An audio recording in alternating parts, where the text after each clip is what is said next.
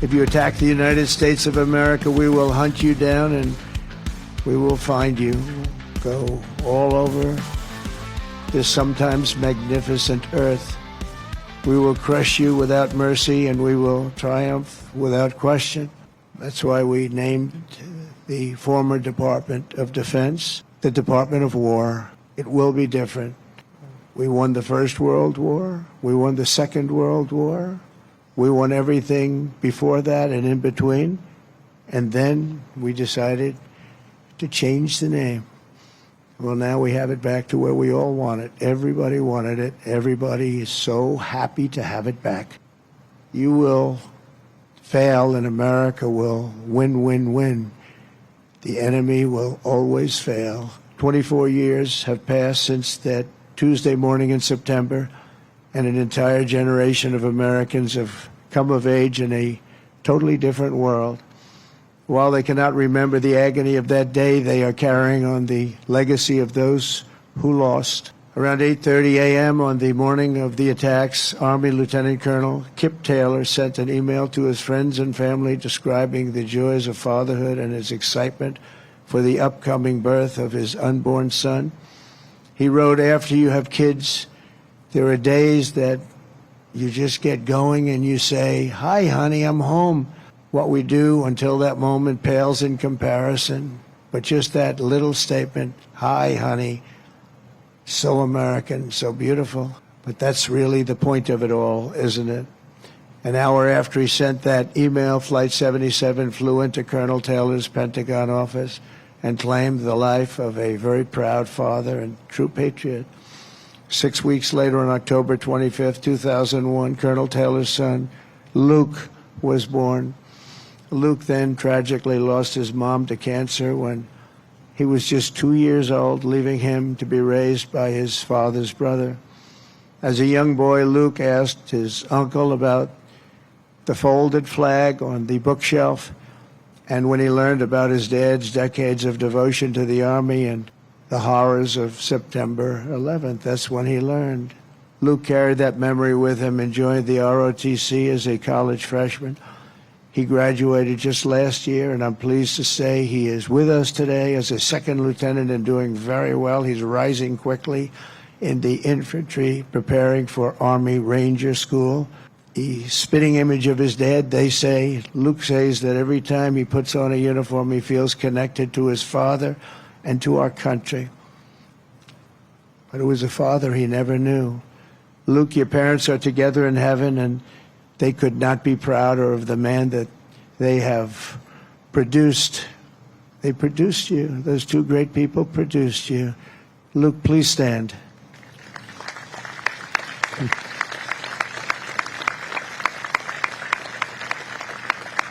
Thank you. You look good, Luke. You look good. They're looking down on you. They're very proud. This morning we recall the light of America's best and bravest and the love that they showed in their final moments.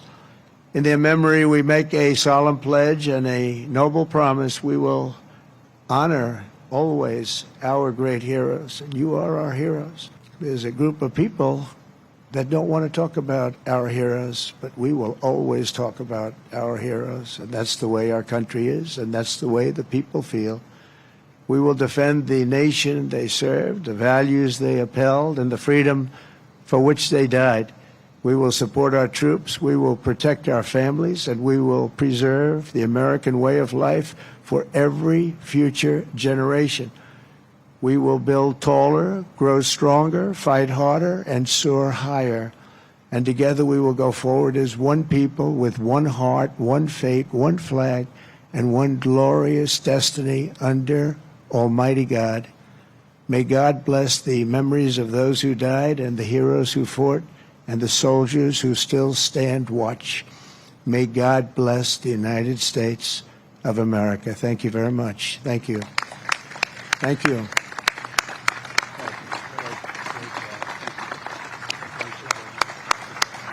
Some powerful words from what is now the Department of War at the U.S. Pentagon there. The numbers.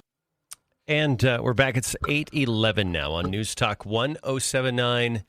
And we'll break away. The president just speaking at the Pentagon.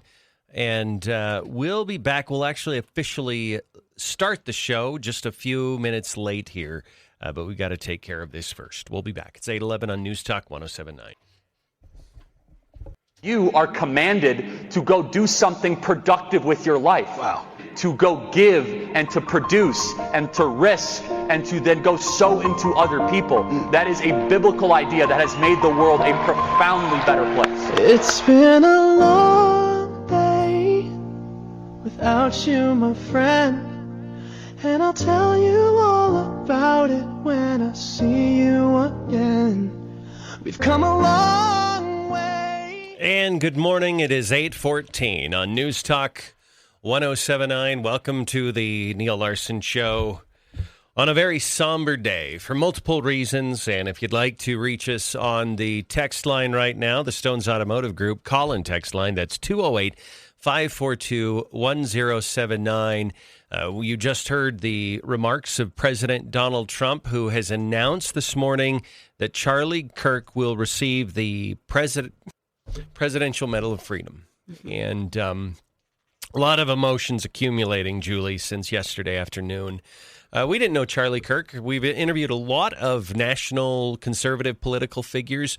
We never did get to interview Charlie Kirk, and I'm kicking myself a little bit because he's been here a time or two here in East Idaho for different events, and I feel like I should have been more proactive in having him on and interviewing him, because everything he stood for, it was in great alignment with our beliefs and our values, and we lost a good one yesterday. Absolutely. And I think for a lot of people, they could say the same thing. They didn't know Charlie Kirk, but they know what he stood for. And they know the damage that this will do to a country, but it can also be a moment of us coalescing, coming together, repairing. I think it's a great opportunity for conservatives to say, we're done with the infighting. We have very specific things we need to be battling in this country, and it doesn't need to be each other. Yeah, no, it's true. And I'm not that confident that the infighting is going to stop. I'm not either. I wish it were. I wish that we could just wave a magic wand, that the conservative movement could be galvanized. But sadly, I think the left impacted some people that are center-right, and they felt a little queasy about Charlie Kirk. And you can usually identify those people when they say, I didn't agree with everything that Charlie Kirk said, but political violence should not be.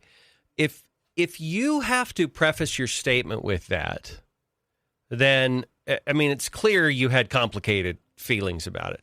I just loved what he stood for. I mean, you can go back, and anybody who's got a years-long public career, you can cherry pick some things and then put them in a context that makes them look bad. And that's what a lot of people are doing on the left right now.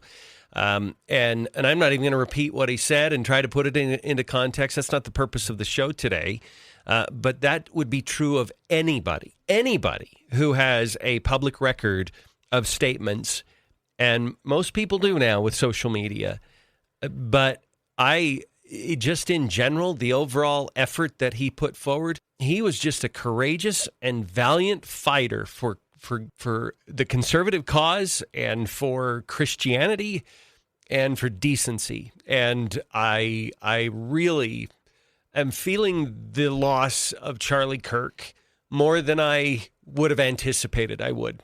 If somebody had asked me a week ago, how are you going to feel if Charlie Kirk, if something happens? And I'd be like, that, I'd be sad. I didn't even realize what I would have what I went through these last few hours. It's just, it really is devastating to have seen it happen so blatantly and brazenly, and to do it because they just didn't like what he was saying.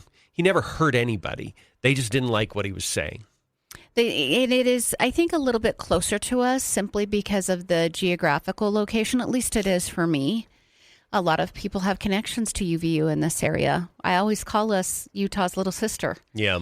And we absolutely are. I have a daughter who graduated from UVU. I've been on that campus dozens of times. And it is a warm, welcoming place to attend school. Yeah. So along with the horrific death, the horrific assassination, there was also the horrific realization that there were people cheering that, even standing there cheering that. Yeah.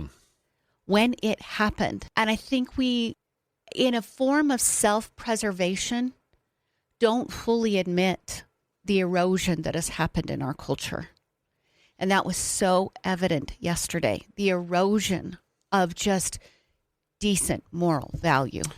You know, Julian, the timing of this is all really unique. That 9/11, of course, is today, and it happened 24 years ago. But I remember on that day and the days following, you had people in the Muslim world who were not part of terrorist cells. They weren't showing up and plotting active threats against the United States or against the West.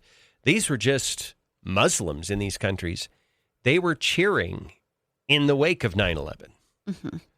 And it was shocking. It was shocking to watch that. There are reports that even around New York City, across the river or wherever, that there were, and a lot of this has since been scrubbed, but I remember those early reports and seeing this long before the days you could fake a video. But I remember even people that lived in the New York vicinity, they were cheering once they learned that it was Al-Qaeda, that it was a terrorist group that had taken down the World Trade Center. And sadly, I think we have to accept that maybe we don't fix this problem, that it is just an ugly, toxic, evil feature of humanity, that there will always be some who cheer when a horrific thing happens. And that is certainly true today, even people locally. A lot of times, like, you look at this and if you've watched the videos, they're just horrible. And I wouldn't wish that on anybody. Like, I don't want anybody to die like that. I can't think of a single individual right now in this world that I want to see die like that. But even having that, I would think that, okay, some deranged person somewhere else, big city, whatever, that is just so far gone, whether it's drugs, whether it's, their life, I don't know. Maybe they're cheering that. But we have local people.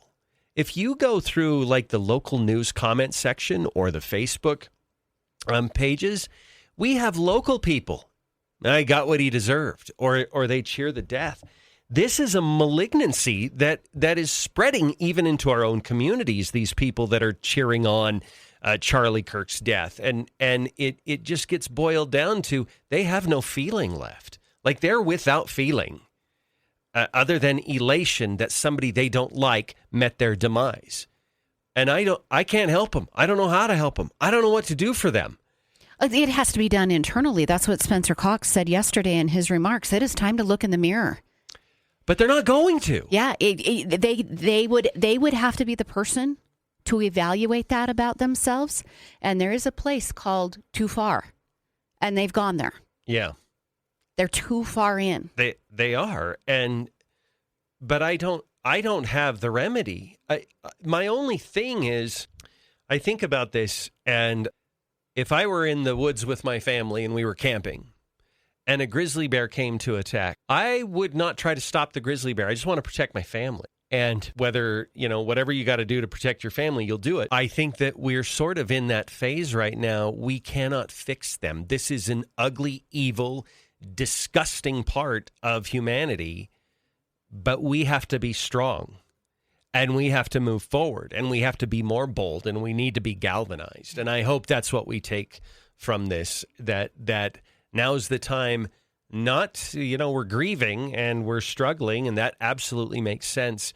But moving forward in the coming days and weeks, you need to redirect whatever impulsive anger you have and say, how can I truly make this productive for our country and for our culture? Because that's who Charlie was. It is. He was productive.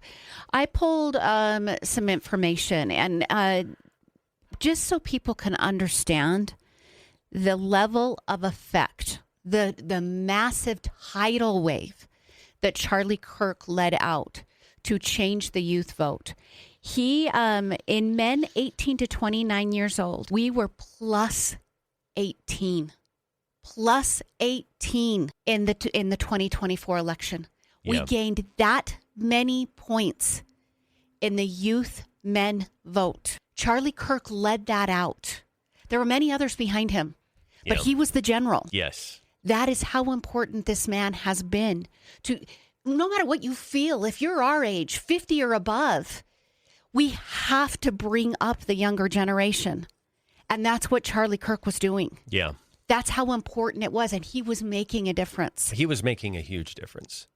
I thought about that too. I think that we are up to the task. Our bench is deep. We've got a lot of great young conservatives. And nobody's going to do it like Charlie Kirk did. But I do think we're going to fill that role. And we will continue to appeal to the younger people, the incoming voters, and the emerging voters. I think we're up to the task. And Charlie would say, you're absolutely up to the task, and you've got to be up to the task. There's no other choice. So that's my hope, is that this is a wake-up call that will galvanize us. And I'm hoping if our differences are petty, put them aside. Stop sparring over your little factions about different personalities. Put those aside and say, we've got to save America. We've got to save the Republic right now. And so I don't know. It's a little frustrating. I really don't want to focus on the division today, but it's just a tough day. But I hope that long term we do focus on things. I thought about this yesterday about Charlie Kirk, and you just mentioned it, and I don't think we should try to replace Charlie Kirk, just like we couldn't replace Rush Limbaugh. Right. And by the way, we're not going to be able to replace Donald Trump. Yeah. These are men who are one. Yeah. Unique. Yep. So don't try to replace. Bring their attributes into your life and be the best that you can be. And when I talk about, other political situations from this microphone, I say the biggest effect that you can have is locally, within your family, within your schools, within your communities. Those are the biggest things you can do. You can make some ridiculous post on Facebook. Do you want to make a difference? Yeah. Make a difference with the people around you. And basically, that's what Charlie Kirk did. Yeah. He went from campus to campus. He spoke at small events. He would sit down at coffee shops and have communications with people. He would go on everybody's podcast so that he could reach the individual. You can do the same thing. Yeah. Do that in your community. The assassination yesterday, and Jesse Waters, he said it best. Here's what he said about why the shooting happened yesterday. They're sending. And they usually send messages to the politicians, whether it's Trump, JFK, Reagan, whatever. Or John Lennon, take a shot at the biggest star in the world. And I'm not saying they took a shot at Charlie because I'm lowering his status. They took a shot at Charlie to tell you it's dangerous to speak your mind. Yes, I agree. And that's the message. And you can either take that message and then go crawl into a corner and shut up, or you could do what Charlie would want to do and speak louder and speak even more clear to more people as much as you possibly can. And never be afraid to say what's in your heart and get everybody else saying what you believe, because that's what this country is founded on, freedom. And if they can take that away from us, we don't have a country. But what would he is spot on. The assassination yesterday was designed to cause other conservatives to turn down the volume. And there will be some who will have that instinct. And I will tell you, I beg of you, turn up your volume. Increase your efforts. Increase your donations. Increase your activity and your energy to save America, to save the Republic, to support the conservative cause. We cannot do what that shooting yesterday was designed to do. We cannot let it have that impact. Absolutely not. And you can do it the way Charlie did it. You can be that person. Don't say, oh, I'm not that. I'm not that. Find the things that are true to you and speak them. Do you know how much I've probably lost friends because I've said a boy is a boy and a girl is a girl over and over and over again from this microphone? I don't need those friends. No. I need to influence the people who are maybe going, I'm not sure. Because that's truth. A boy is a boy and a girl is a girl. It's also truth. Everything he spoke about religion, that we should be turning to God, that God suffered for our sins. Like, these are things that you need to have as core values and speak them. Yeah. And he did them without calling names. He did them without raising his voice. They were harsh realities to some people, but they were truth. They were. And I think, Julie, just to add to what you've just said, now is the time for us to have the courage to speak the truth. Whatever that is, we can't be fearful. We've been tiptoeing. We have absolutely been tiptoeing around these groups because they're good at the tantrum and they're good at cancel culture. They're good at launching these conniption campaigns on social media. And the reason they have power is because we've tiptoed around them. No more. We have to have the courage to offend them. And we got to stop. Our decent natures, our civil natures have made us and led us to be tiptoers around these issues. And we just can't. We have empowered them to a point that is very toxic. And we just have to be willing to speak the truth.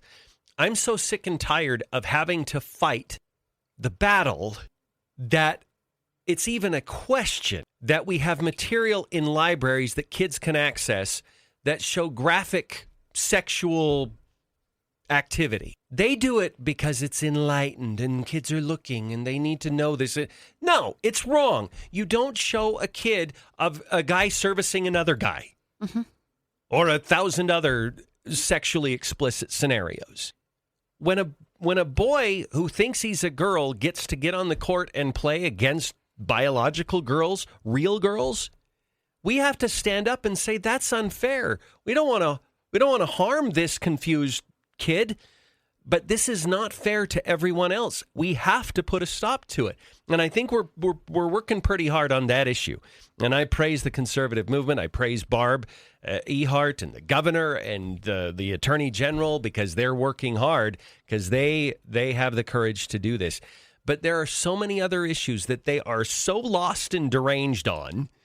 And we are fighting and battling to preserve the culture of truth, reality, and common sense on 1,000 different fronts. And it's on these fronts that we have got to hit the accelerator. And not in an angry way, not in a hurtful way. We don't have to threaten violence, certainly. I'm not talking about eye for an eye.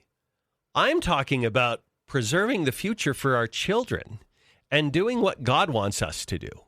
It is what God wants us to do.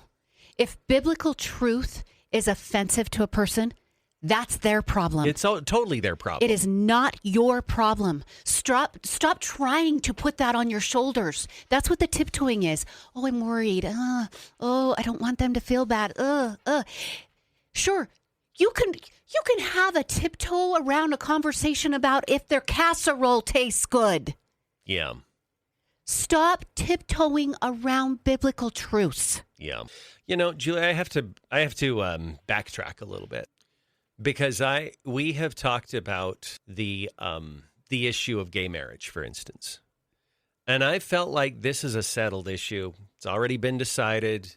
Obergefell, I think that was the decision. And I remember having a conversation. I won't say who it's with, but it's a familiar name. And this person told me, I don't know that it's a dead issue. I feel like we can redirect our efforts into more winnable battles.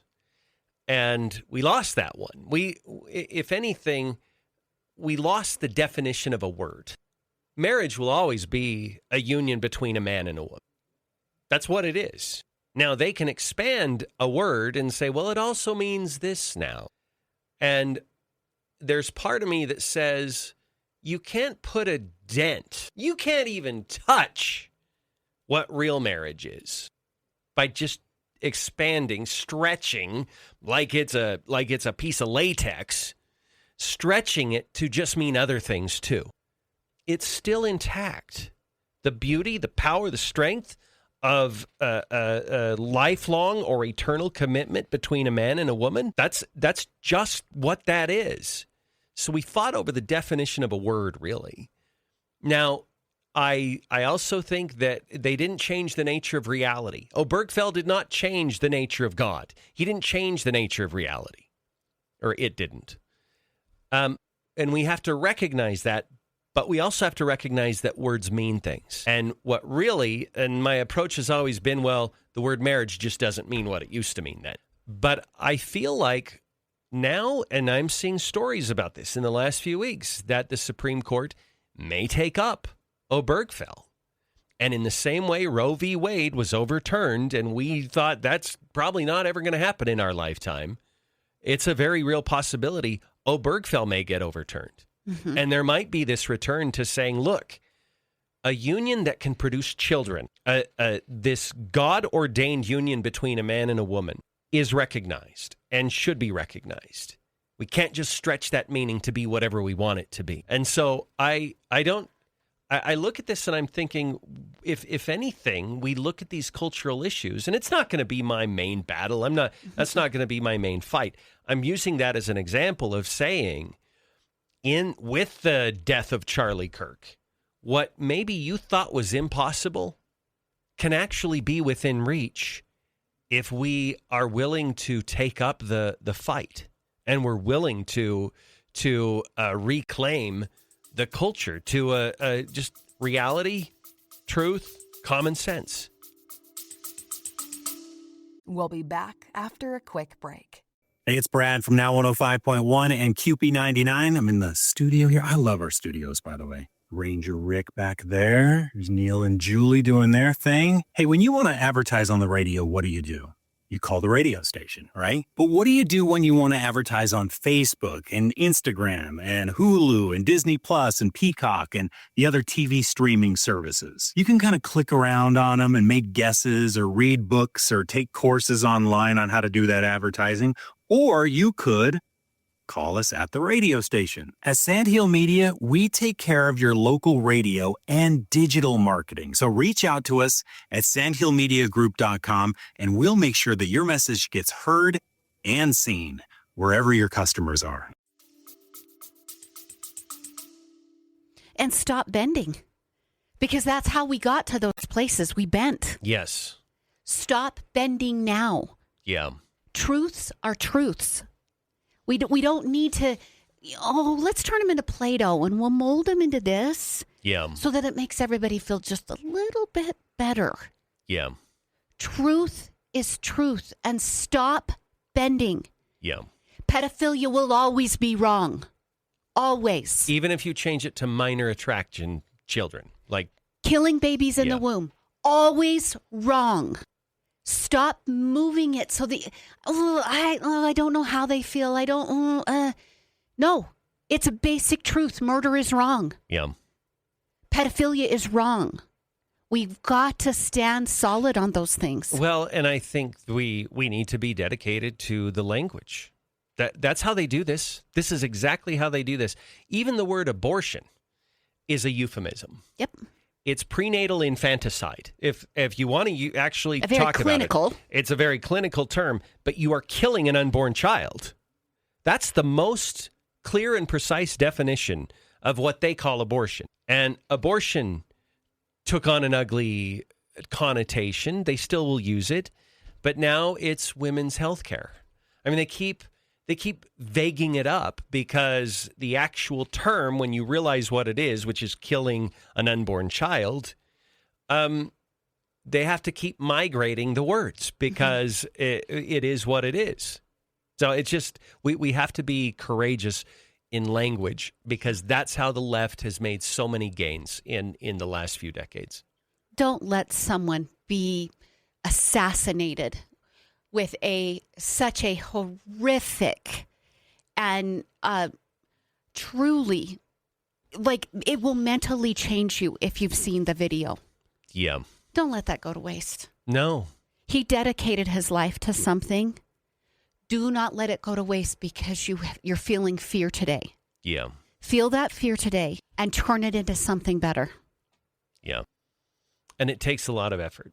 because I'll tell you, Julie, I had a lot of feelings yesterday. Some are all of them are natural. Some of them were not going to be productive. There were moments I was filled with rage yesterday, but I'm not going to become them. I'm not going to let those more animalistic emotional reactions drive the bus. But don't pretend they're not there. Redirect them. And that's how we actually turn this into something, is to redirect it. It's 8:40 on News Talk 107.9. We're going to open up the phone lines. If you're on the line, please stay on the line. There's a lot of people that want to get through today. We will begin to take your calls here just ahead on News Talk 107.9. All right, we're back. It's 8:44 now on News Talk 107.9. We'll open up the phone lines now. And we did have a caller who waited for a long time, but we don't take phone calls in that first segment. So we will take your calls now, 208-542-1079, if you would like to join us. One thing, Julie, and I give you all the license you have to correct me on this, okay? You saw Kamala Harris putting out the right message yesterday. Mm-hmm. You even saw Nancy Pelosi put out a message. Most of it was fine, except at the end, she made sure to say that it was gun violence, which is a politically active trigger word. So she wanted to get that in there. The Clintons put out a statement. Obama's put out a statement. Gavin Newsom put out a statement. And all was fine. I'm not going to criticize the statements that they put out because, they said the right things. I will say, though, it comes off when you do not overtly condemn Tim Walz, who just days ago joked about Donald Trump being assassinated and looking forward to waking up one morning and seeing that news. When you don't condemn that, your words hours after Charlie Kirk is assassinated ring a little hollow. I'll be honest with you. When you have Gavin Newsom, who just weeks ago said this. I'm sorry, I know some people's sensibilities. I respect and appreciate that. But right now, with all due respect, we're walking down a damn different path. We're fighting fire with fire, and we're going to punch these sons of bitches in the mouth. Okay, when you use rhetoric like that, Gavin, your little X message yesterday doesn't mean much at all. Mm-hmm. I saw this video shared so much yesterday on social media. The montage of Democrats taking to the streets, getting in their faces. Chris Murphy said, we have to do whatever it takes to stop them. They need to own this. And they don't get to save face in the hours after the assassination by putting out a single X message and then pretending everything's okay and these are decent people that actually want civility. They have to say those things on a day like yesterday. Mm-hmm. But in my mind, it's like you're tidying up the entryway living room when your patio and your shed is on fire and you're acting like nothing's going on. Yeah, and just pretending. Yes. Pretending all the way through it. It's all fake. There's no authenticity. We didn't talk about this yesterday, but for the first time, he never did it in his first term, and this is the first time in his second term he has done this. President Trump went out to a restaurant to eat in D.C. Yeah. Scares me to death, by the way. Oh, it's horrible. I couldn't believe that he was doing it because you know what? People stood up and started chanting about Palestine inside the restaurant. Yeah. It was terrifying. Yeah. This is what people like President Trump and Charlie Kirk and others who are so vocal live through. And they do it for the benefit of our country. They do it so that our country can survive people like Gavin Newsom, can survive people like those who worship George Floyd, survive those kind of things, survive people who burn the buildings in the streets, survive people who allow hundreds of thousands of children to come across the border illegally and get raped and abused and lost in the system. We need people like President Trump, Charlie Kirk, people who are vocal so that we can survive the evil that exists out there. Yeah. So when you see those people who can't even go to dinner and you get to go to dinner, please don't be scared. Yeah. because there are people doing the work to make sure that our country, the good in our country, will prevail. Yeah. We are focused. I really believe this. We're grieving because this is horrific. But we are focused. And it's why earlier this morning I said, kumbaya is not the answer. It just isn't. It sitting down and saying, okay, let's all get along now. No, there is something incredibly toxic about the ideology. Now, if they'll repudiate their ideology, if they'll leave the Democrat Party, if they will have a true change of heart, and I don't mean they have to become Republicans or whatever, but then I'll start to pay attention. But a one-off statement put out on X that you probably had ChatGPT write? No, I'm not going to be swayed by that. That's not nearly enough for me to go, okay, things are going to be better now. Because they're not. You are going to go right. You did it. You said the same things right after Donald Trump got shot in Butler. But you gave it a few days, and then you were right back at it, saying your incredibly caustic things that only escalates and elevates and makes it more likely of assassinations and violence to happen. Yeah. I'm not holding hands with somebody who celebrates this. I'm not going to hate you. I'm not going to wish death upon you, but I will not be silenced by you. And I beg the listeners to not be silenced by them. They spent years, Julie, making excuses for, if not participating in, the summers of violence that we've seen, the destruction, the burning down of their own communities. They coddled that. Some cases, they encouraged it. They paid the bail. They paid the bail for it. They apologized for it. Yesterday was part of an ongoing thing. They cannot separate themselves from what happened yesterday. The lineage of the violence that happened yesterday can be traced, and other branches of that lineage, they have coddled and aided and abetted. Mm-hmm. And make it very, very clear in your mind what this assassination attempt, or actually completion, was about yesterday.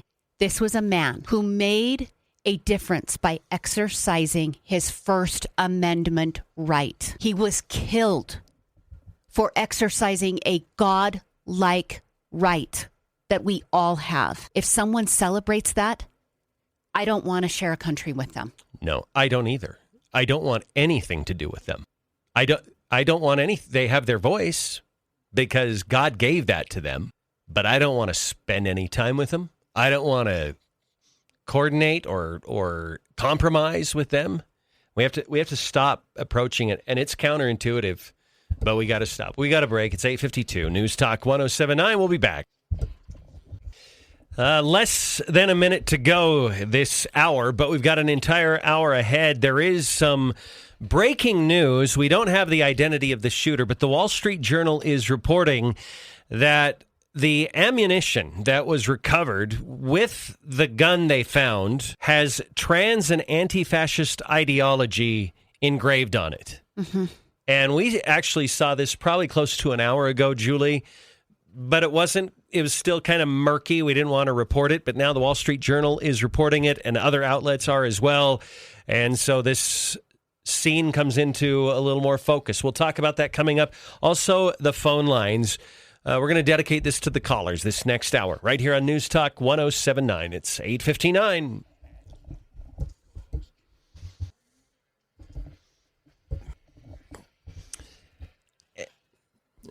Welcome back to Hour 2. It is 9:07 on 9/11, and we want to welcome you to the program. If you'd like to reach us on the Stones Automotive Group call and text line, that number's 208-542-1079. And we recognize the heaviness of this day, and we want to open up the phone lines for you.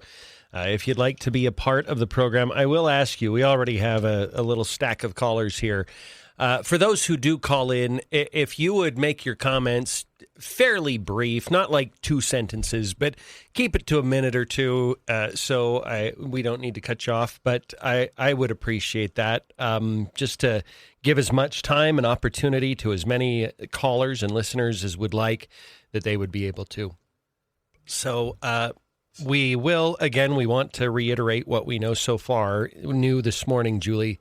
Go ahead and get them updated on the latest. Okay, so we had seen this about an hour ago. It was leaked through Steven Crowder, which for us is not always the most reliable place to get news. We're cautious with the info. We're cautious, which is why we didn't share it earlier. But now the Wall Street Journal is verifying the information that has been put out.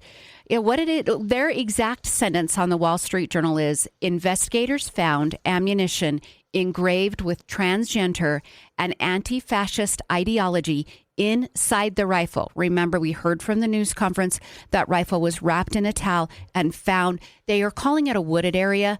It's just a stack of trees that is near the campus. So that's where they found the rifle, and they're saying that the ammunition was inside the rifle and it had those engravings on it. Then they followed it up with this. A Justice Department official said the investigation was still in its preliminary stages, meaning the Wall Street Journal has spoken directly with the Justice Department. Steven Crowder's post was information on a feed, an internal feed from the Justice Department. So that's why we feel like the two stories are they're checking out. They match. Yeah, they reinforce each other. Let's go to the phones. And caller, I believe I can tell from the caller ID. This is Bob. Is that right? Yes, it is. Oh, hey, Bob. How are you? I'm good, guys. Thank you for I haven't been a while. Been a while since I talked to you both. So good morning, Neal and Julie. We're glad you're calling in. I think yesterday I saw a young lady on Newsmax, a Democratic strategist, and she started down that pathway saying, well, what happened to him could happen to us too, to the Democrats. And I took umbrage with that, thinking, here we go again. Can't we all just get along? When by and large, all these things, the Minneapolis shooting, the attempt on Trump back in last July, all these things were from the left, pure and simple. And it goes back to our constitutional thou shalt not kill, our Judeo-Christian constitution, which is based on the Bible and on that thou shalt not kill. And these people that do this do not believe in that. So this thing with Charlie Kirk, it's just, I didn't know him that well other than what I've heard, and I like the guy. But this is a movement that basically is a turning point because they shot basically somebody who's not elected, who's an American citizen, who's a father, who's only 31 years old, and they struck a nerve. Just this left-leaning person who shot Charlie Kirk. Kirk's struck a nerve. So anyway, thank you, guys. Bob, thank you. Thank you for the call. We can hear the emotion on the edge of your voice there, and we share it. We can absolutely identify with that. 9:11, our time now. Let's go to our next caller. And caller, welcome to the show. How are you today? Hello. Hi, you're on. As a young person, I'm just 18. The events of yesterday have completely floored me. I mean, for people my age, Charlie Kirk was and will continue to be a larger-than-life figure. This assassination, in my mind, ranks right up there with the political assassinations of the past in severity. Yeah, I would too. And you are a young person. You are the target of Charlie Kirk in terms of reaching with a political message. How are you doing, and how are your fellow friends doing in the wake of all of this? It's interesting. I actually have friends in Utah who had siblings at this event. So it's interesting to me, but I feel galvanized. Yeah. That's probably the word that I would use. Not galvanized to take revenge. I do not feel a bit of anger. Yeah. Good. That is good. But focused and determined, and I like that. Thank you for the call. Tell us your name. What's your name? You don't have to. Right now it's okay. Sorry. It's Nathan. Nathan. Okay. Nathan, thank you for the call. Several times I've met you before. Yeah, so. we've Okay. met him. Yes. All I right. remember his voice. Nathan, thank you. Appreciate it. I feel like I should read this one. I don't need to read it in its entirety, but I think it's a good way if you don't know what to do today. This person said, I can't call in, but this is what I have to say. Make Turning Point USA explode. Order hats and shirts, support and donate. Find a charter near you and join. I think that might be one of the biggest things. Help the youth join this movement. Show the left they just woke up a much larger giant than they could have ever imagined. We cannot stand by idly, can't stand idly no longer. Everyone has the right to their opinion, and people have the right to challenge opinions and thought. That's how great ideas come about. Yeah, I love that. If you don't know what to do today, that is something you can do. I want to dovetail because we actually got another text just a few minutes ago. Everything feels sad right now. It's been a week in the news cycle. Today is 9/11 and recognized as National Day of Service. One of the best ways to help heavy hearts is to serve others. Encourage everyone to find someone to serve and love today. Okay, that is something else you can do with your emotion. Yep. Earlier in the show, we recognized the various emotions that you might have about this. All of them are valid. You can be angry. You can be anxious. You can be sad. You can be fearful for what is about to happen in our country. Feel those emotions and find something positive to do with them. Because you can, right? You I can. mean, that's a very, very achievable thing. We go to our next caller. I believe this is Adam. Hi, Adam. How are you? I'm doing good. How are you guys doing? Oh, we're doing okay. Doing okay. Okay, so I have a million thoughts. But yesterday, I got a text message. The Fox News came through on my Apple Watch. I look at it, and it said Charlie Kirk has been shot at. And I thought, oh, that's crazy. It didn't say shot. I started looking into it, and I start seeing prayers for Charlie Kirk, and everybody saying that. My brother sends me the video, and horrified to watch the video. And I hope that just comes completely down everywhere, and you can never even find it, because nobody should have to watch it. And I hope his family never has to see that. But I thought to myself, what has happened here is they are not silencing anything.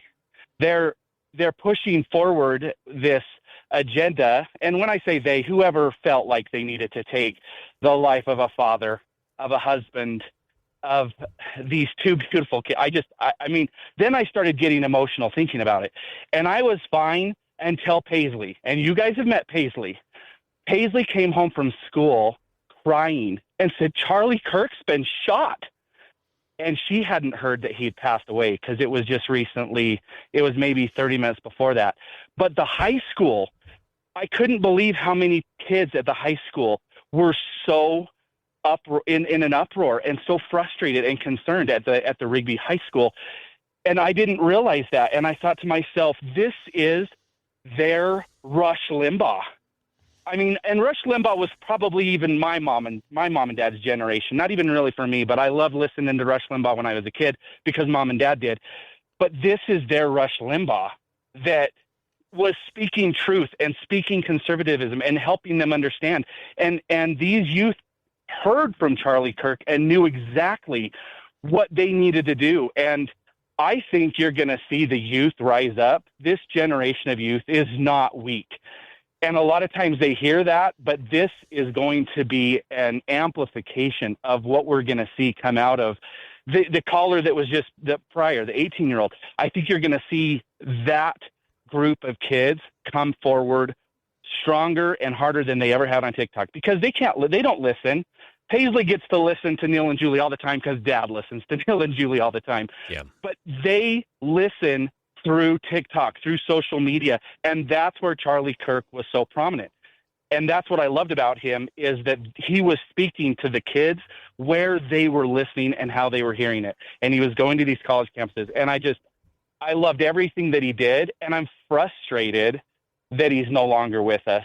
I mean, as much as everybody is, but what a powerful thing is going to come about, I think, from these kids. You know what? I 100% agree with you.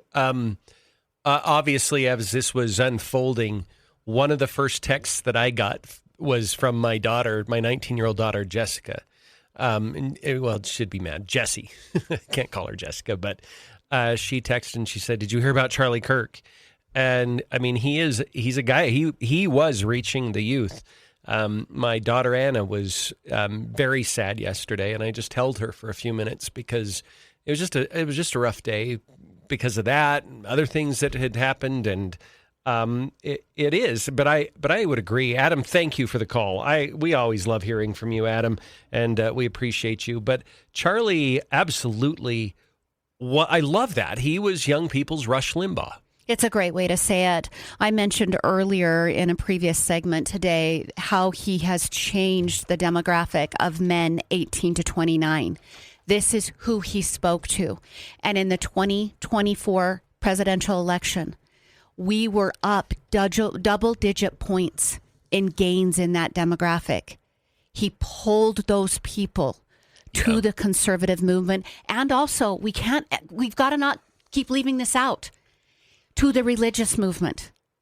He pulled them to both movements, helped them learn about God again, and also helped them learn about biblical values and how those align with conservative values, how they share the same focus, the same goal-oriented vision of those two things. He made a difference with the youth. Don't let that fall to the wayside. Be that person who makes a difference with the youth locally. Yeah.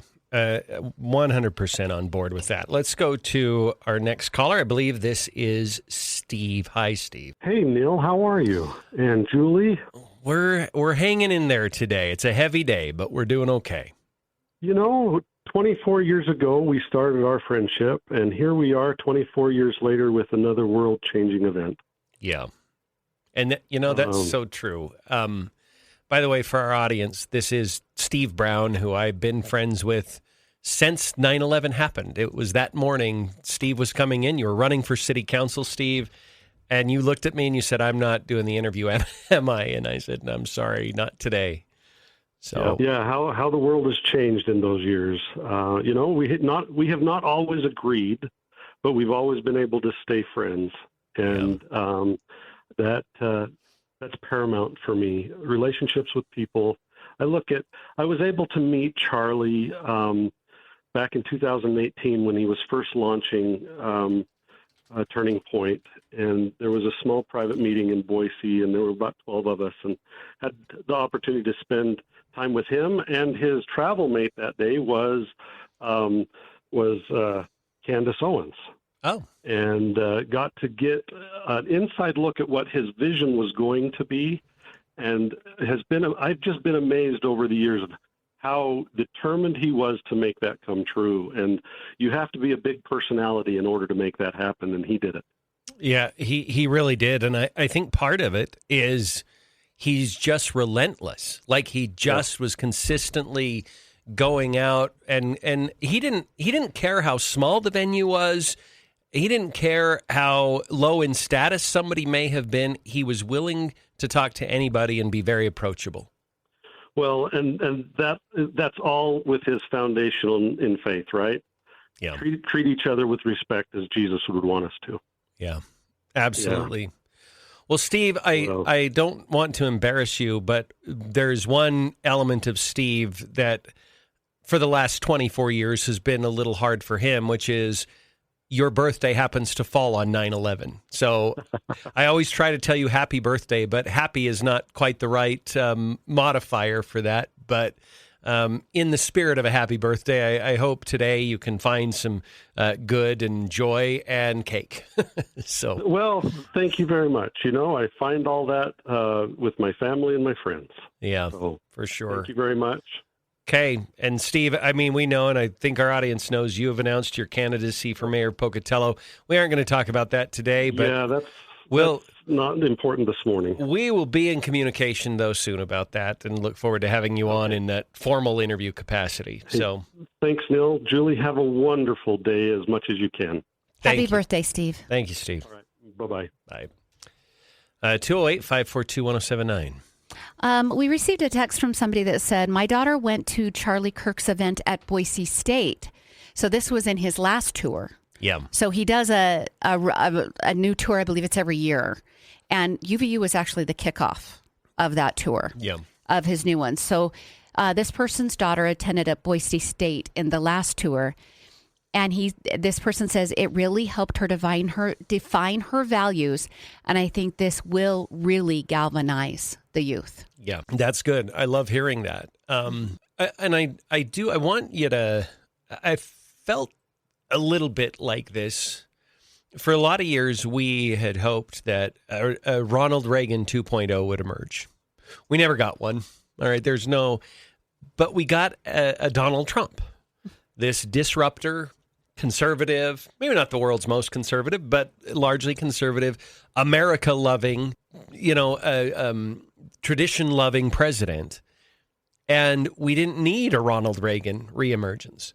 Charlie Kirk's gone. We don't need another Charlie Kirk, but somebody will emerge. Somebody will, and they'll take the reins, and it might be the reins at Turning Point. But there will be a dawn and light coming forward, and there will be someone that will fill that space. There will. And you can be your version of the attributes that you find admirable. Yeah. In Charlie Kirk. Just bring those into your life. You don't have to be him. Yep.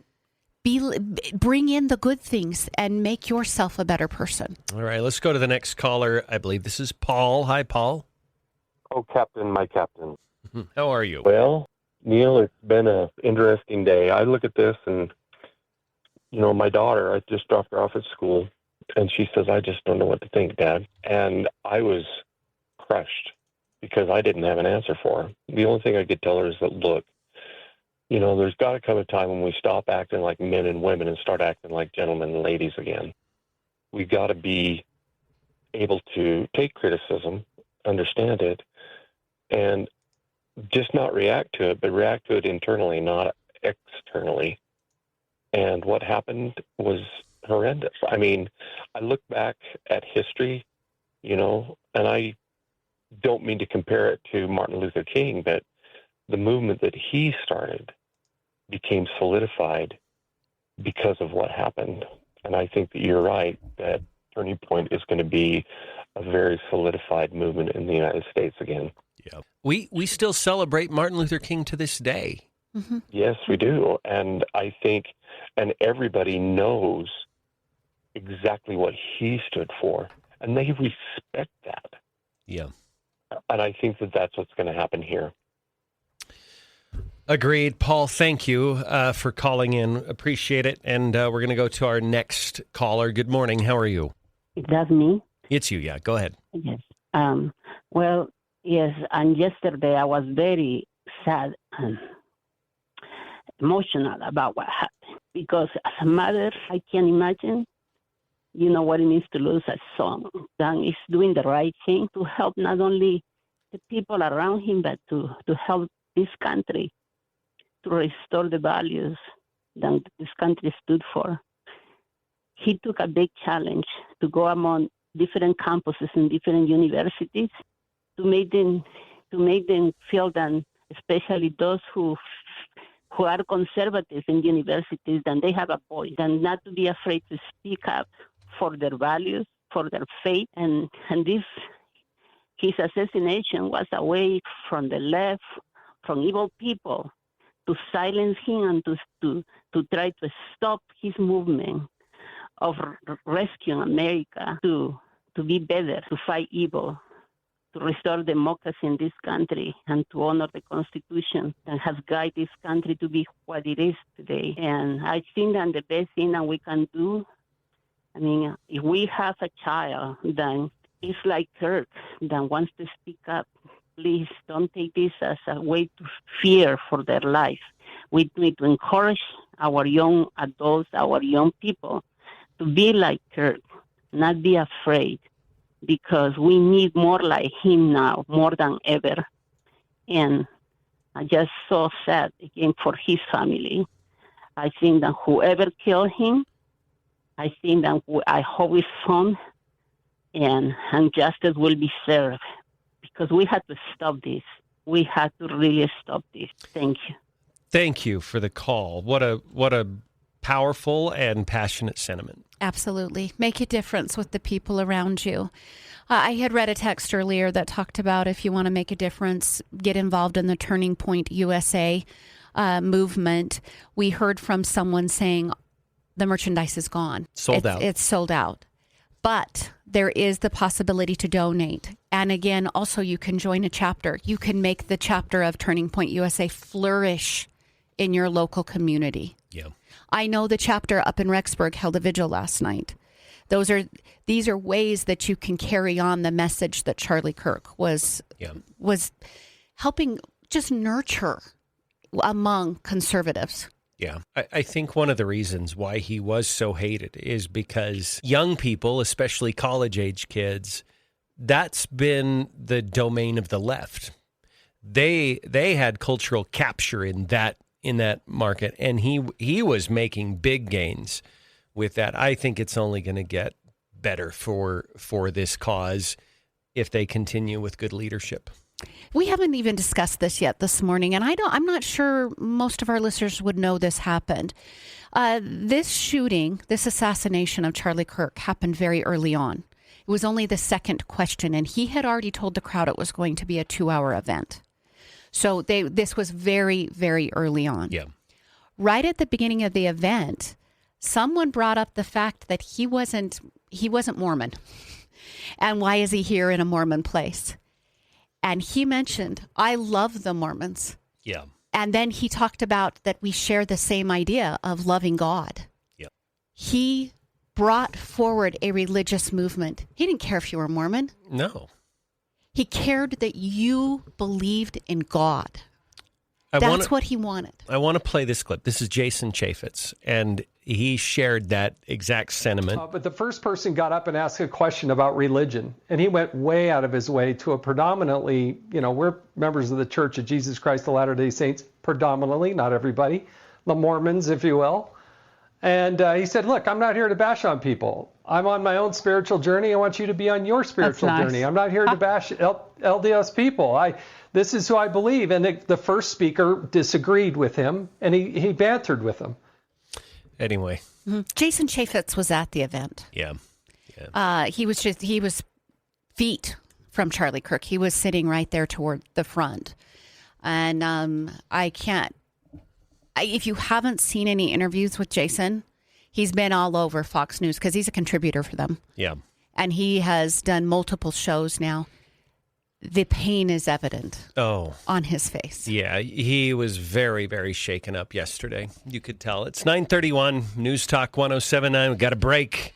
We'll come back. More phone calls on this heavy, heavy day here on News Talk 107.9.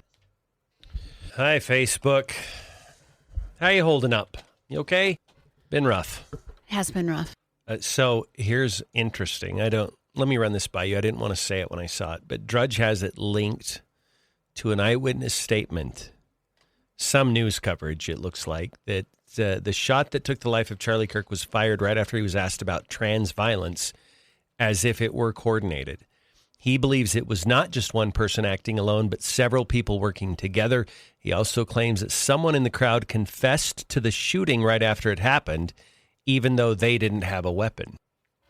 I mean, it's one eyewitness, so that's why I'm like, I don't know if I want to play this on air. I don't know if we're at that point yet, but here's what he said.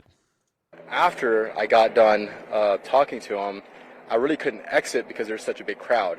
So I turned around, and like 10 to 20 seconds later after I got done talking to Charlie, I saw that he was shot in the neck and that he was squirting blood everywhere. But I was piecing things together. And it was really weird because the second guest that I talked to, before I went and asked him the question, what I was going to ask him, he was talking to him about how he was going to ask about transgenderism or something like that, but nothing about shootings. And this is the irony that came to me, which was like, right when he asked that, not like 5-10 seconds later, he was shot. And not only that, right after that, someone confessed to it who had no weapon, which makes me think that it was clearly a setup and that multiple people were involved.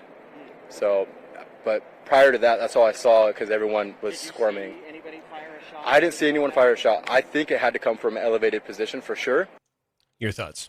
I have a lot of thoughts. The guy the video that circulated later of the guy who stands up clearly not scared he's going to get shot also. Yeah. And turns around and celebrates, and he knows where the shot came from. Mm-hmm. That bothers me. Like he was turning around to his buddy saying, good job. Like, Yes, that bothers me. it bothers me too. Everyone is laying on the ground. And there's other videos. I was explaining a video to Neal of these two girls who were very close to the stage. The shot rings out. The young men that were near them or with them, I don't know, but they were good young men because they pushed them down. They were like, get down, and they shoved them down. And I mean, the phone is all over the place. And you hear the young girl go, pray now. And they both just start praying immediately. That was their default, which just made me just weep last night. That would be the reaction of somebody who cared about people. Yeah.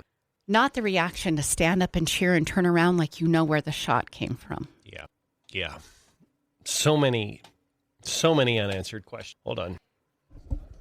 All right, 9:35 now on News Talk 1079. It's Neal Larson along with Julie Mason, and we're going to go right back to the phones. I believe this is Dylan joining us. Hi, Dylan. How are you? I'm good. Good. Go ahead.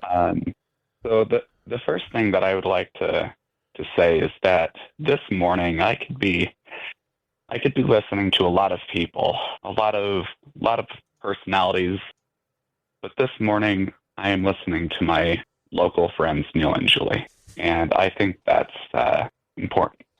Thank you, Dylan. We're glad you're listening.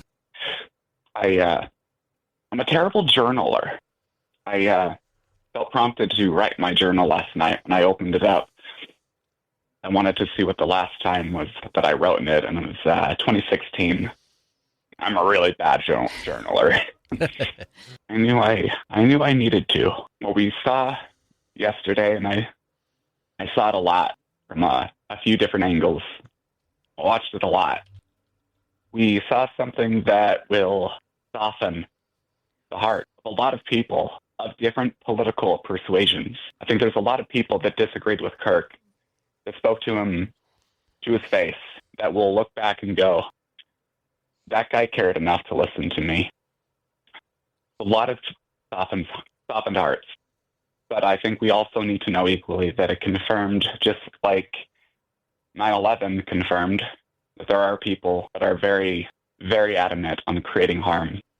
And for those that it is appropriate for, just like we watched the video of the towers falling every year, for those that it's appropriate, they will watch this incident that happened yesterday every year to remind themselves that we have a fight ahead of us. I hope that it has taught us not just, the fight that we have ahead of us, but how do we talk to our fellow people? How do we see them? Do we see them as an enemy, somebody that needs to be taken out, or do we see them as just somebody with a disagreement, somebody that we can talk to? I think that's taught us about rhetoric.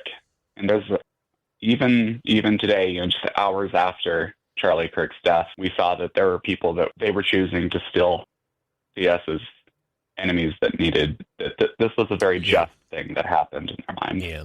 And there's a lot in my head right now, just like everybody else's. But I think I'm going to end it with that. But I just want to thank you guys again for, I don't know why this has me. I know I do. I know why it's got me so shaken up.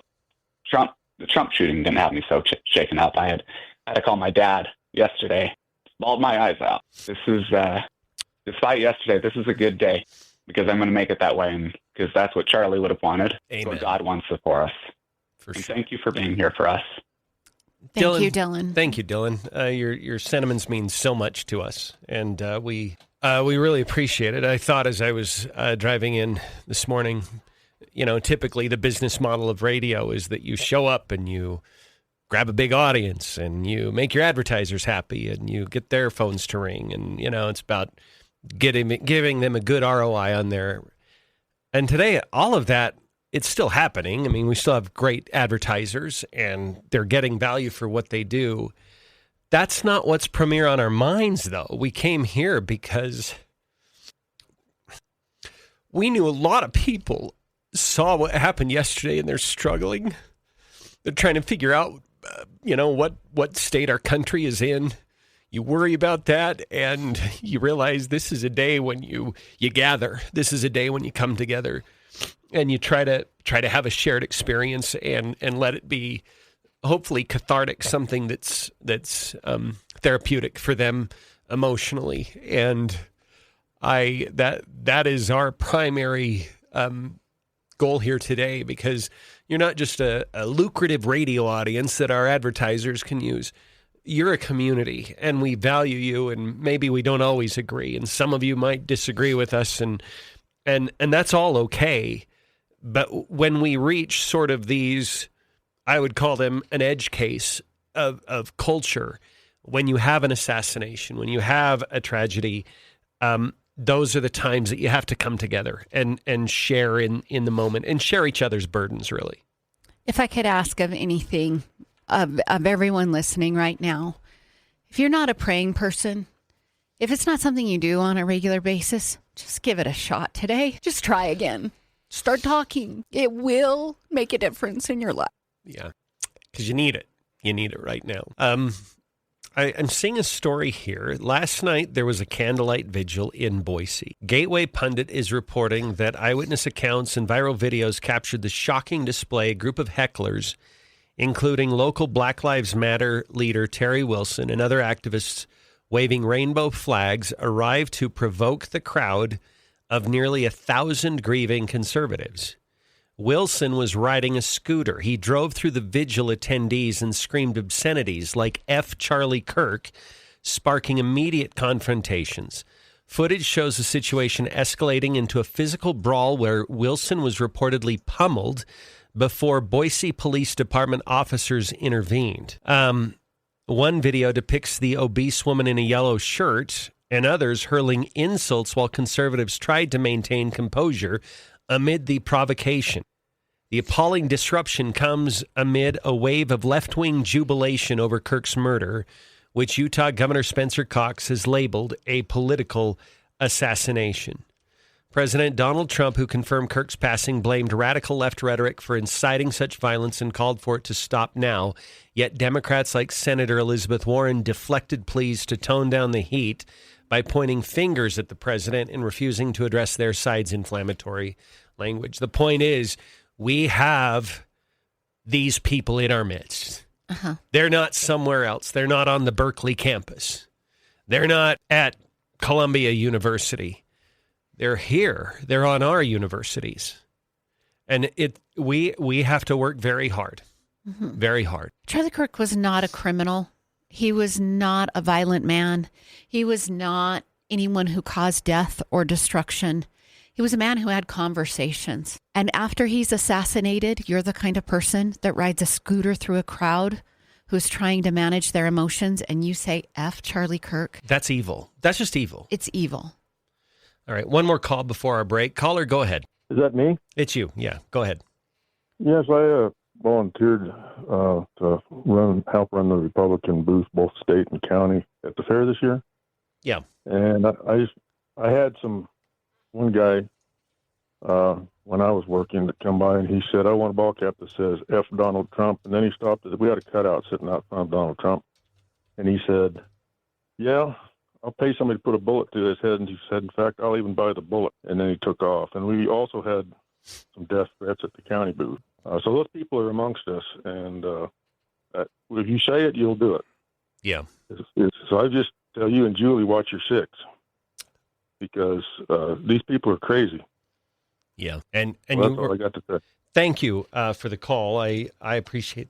I mean, sadly, I'm not surprised by any of that. I'm not either. We live in a realm that I would have probably expected more than that. And maybe he only shared the two incidences. Yeah. Maybe there were more. Yeah. We'll take a break. We're way past here. 9:45. Back after this. Wow. I didn't hear about this Boise thing. I saw the video on X this morning. I didn't want to interrupt what was going on when you were talking about it, but there were a couple of men in that crowd who got angry enough they wanted to beat the living hell out of this guy. Yeah. And other people stopped them from doing it. And it's just one more way we are not them. Yeah. I think it's designed for provocation. They want the optics of conservatives being violent. Uh-huh. And we can't fall for it. We can't. And I was so grateful for the people that pulled Yeah. those couple of men off. Because you know what? After what we heard, this is going to take days to get through this. Maybe weeks, Julie.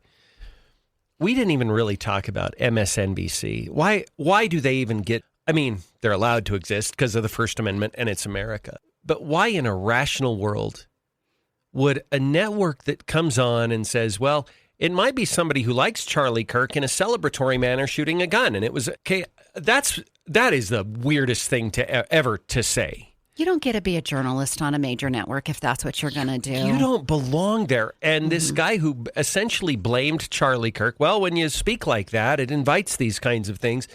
They fired him. He's lost his job. Dowd? Michael Dowd. Michael Dowd.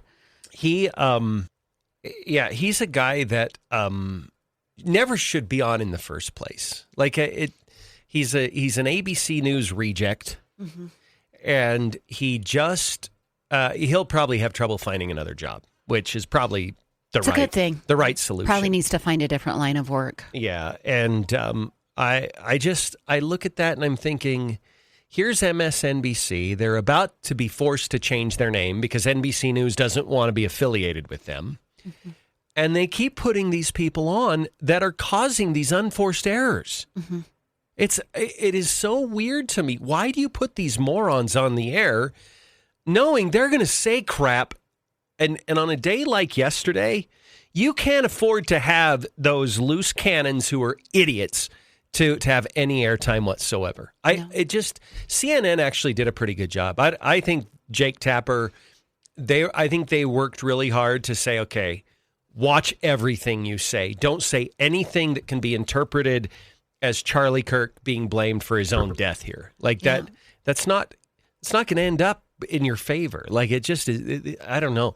MSNBC, if they just said, okay, lights out, we're going to be done, that's probably the right move. It would be a good move for America. It would. Sorry, you were going to say something. I don't remember what I was going to say. What do you think of this? You've seen on Facebook several posts from people, probably in your circle of friends as well, like mine, that say, if you support or celebrate the death of Charlie Kirk, then remove me as a friend. How does something like this help to remove a friend? For me, it will not remove that friend, but instead I will be disappointed in them, and they'll still be my friend. I don't know. I think I see it a different way. I would remove them as a friend. I had to snooze a couple of people yesterday, and they didn't say anything really horrifically bad. Well, one was, but he's a lot younger, and I didn't unfriend him, but I did snooze him for 30 days. But it's okay to have boundaries, and if you just don't want certain people in your life, you don't need to. I don't know how many people listening of the 66 that are on, 66 that are on, sorry, that have been with us all 4 hours. But I was listing things that are real today. And one of those things that I listed was that I am really grateful these people are not in my circle. It's my circle. Yeah. I don't have to have you in my circle. It's so true. I don't need people who giggle or laugh or celebrate this. I'm not telling you I hate you. Yeah. I don't need you near me. That's true. I won't mistreat you. I won't go out of my way to make your life difficult. But you're not going to be my project. Nope. I'm not going to try to rehabilitate you because that's above my pay grade to try to rehabilitate someone that would laugh at what happened yesterday. God's your rehabilitator, not me. Yeah. You're that far. 9:51 on News Talk 1079, and we're going to go back to the phones. Caller, there we are. Caller, how are you today? I'm good, thanks. I just wanted to say that guns in the hands of the left means death. Guns in the hands of the right means we're safe. I think that's demonstrably true. No. Yeah. Thank you. Day. Thank you for the call. 208-542-1079. Julie, we have just a couple of minutes here before we have to break again.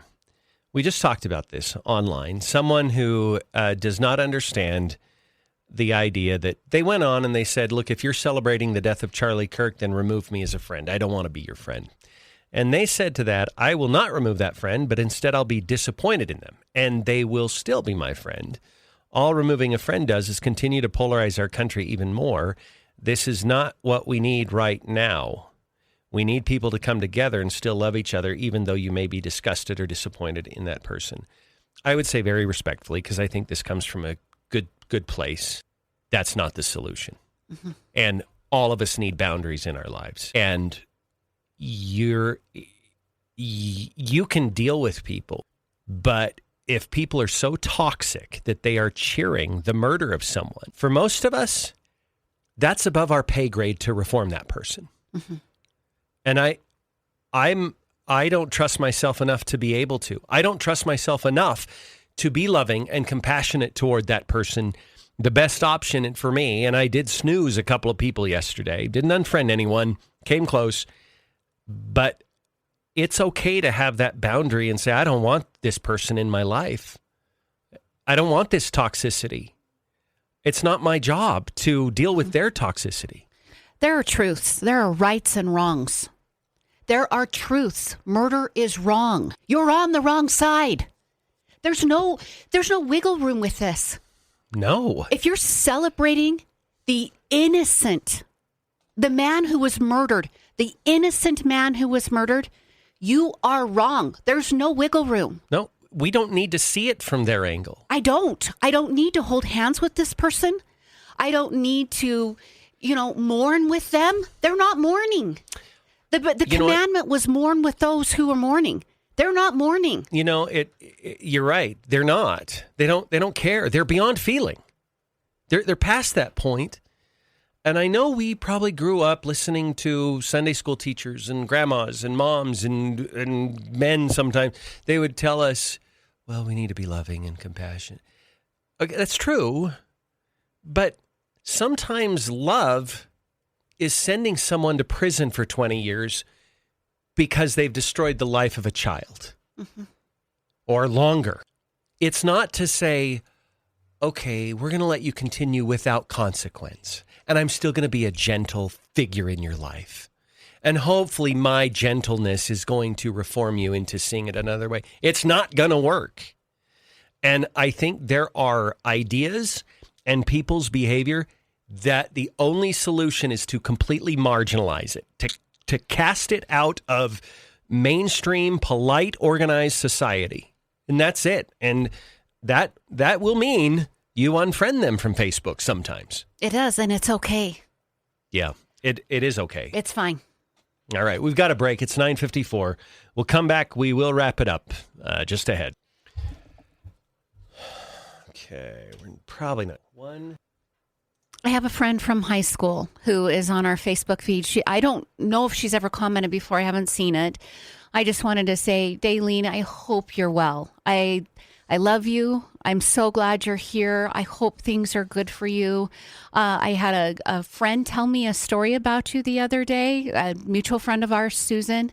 She thinks the world of you, and I couldn't have agreed with her more when she told me the story. So thank you for being here with us today. Yeah. And how do we live in the same city, and it's been forever since I've seen you? Should we run something by our audience really quick? Julie and I toyed with the idea, not toyed with, that's the wrong word, but we considered like hosting or it's not even really organizing, but doing a candlelight vigil, just starting an event. But neither one of us have ever done a candlelight vigil. We have no idea what that is and if it would be beneficial. If we did it, I think the time slot that would be best would probably be tomorrow night locally, but... Mm-hmm. Yeah, give us your feelings about that. Yeah, if you think we ought to do it, we won't take it off the table, but I just want to make sure, two things. I want to make sure that it's not, as Julie said, haphazard. I also want to make sure that it isn't viewed in the light that we're sort of taking advantage of a tragic situation. This wouldn't be a station event or a promotion or anything. It would just be a recognition that you have a lot of people who are hurting right now, and this is a chance to support each other. Although I will say, if we did this and you had people in Boise showed up and were provocateurs, I don't know that would turn out so well. I don't know if it would. But that would never be a reason to cancel. No, We've been preaching all morning. Yeah, we can't back down. Laura's asking if there's any local support for Charlie Kirk.